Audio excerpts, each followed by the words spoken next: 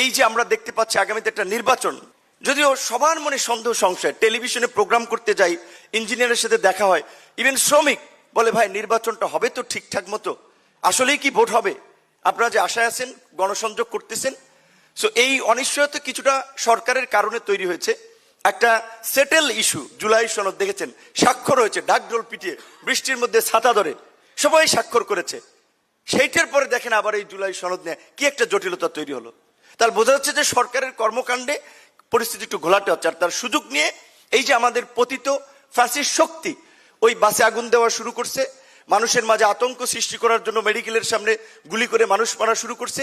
এই ধরনের মানে অনিশ্চিত পরিস্থিতি তৈরি হতে যাচ্ছে। সেই দিক থেকে আমার অনুরোধ থাকবে, এই দেশে যারা আওয়ামী লীগ করতেন, সমর্থন করতেন, পেশাজীবী কিংবা জেনারেল, পাড়া মহল্লা আমরা সবাই সবাইকে চিনি, অনেককে ওই অর্থে অসুবিধার সৃষ্টি করা হয় নাই।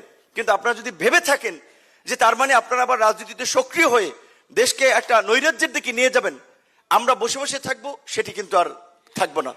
ওই যে মবের কথা বলেন, মব ওই যে বলে প্রয়োজনীয়তাই উদ্ভাবকের জনক। মবের প্রয়োজন ছিল কিছু মানুষকে শায়েস্তা করার জন্য, যেই কারণে মব তৈরি হয়েছে।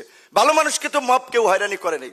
সুতরাং এই যে নৈরাজ্য এখন যে আলামত আমরা দেখতে পাচ্ছি, এটা ঠেকানোর জন্য একটা গণপ্রতিরোধ দলমত নির্বিশেষে জুলাই গণ অভ্যুত্থানের মতো বোধহয় আমাদেরকে করতে হবে। যে 13 তারিখ কেন্দ্রিক যে হাক ডাক দিচ্ছে, 5 জন 3 জন মাস্ক পরে আপনার জঙ্গিদের মতো কালো টুপি মাথায় দিয়ে একটা মিছিল করছে। ভাই খসরু ভাইরা, বিএনপি আমরা তো এই বিরোধী দলে থাকতে আন্দোলন করেছি, প্রকাশ্যে আন্দোলন করেছি, মিছিল ভেঙে দিয়েছে, আবার গুটি কয়েক মানুষ নিয়ে দাঁড়িয়েছি। তো এইভাবে গুপ্ত রাজনীতি করে গণতন্ত্রের কথা বলা যায় না, দেশের কথা, দেশের জন্য কাজ করা যায় না। গুপ্ত নয়, রাজনীতি করতে হলে ওপেন হয়ে রাজনীতি করেন। এবং যারা ক্রিমিনাল অপরাধ করেন নাই, যারা মানুষের উপরে নিপীড়ন নির্যাতন চালান নাই, তারা রাজনীতি করতে পারবে। আওয়ামী লীগের সাধারণ কর্মী হলেও, নেতা হলেও, তাদের জন্য সব রাজনৈতিক দলের ডোর ওপেন। এখানে জামাত আছে, ইসলামী আন্দোলন আছে, বিএনপি আছে, সব দলের দরজা ভালো মানুষের জন্য ওপেন।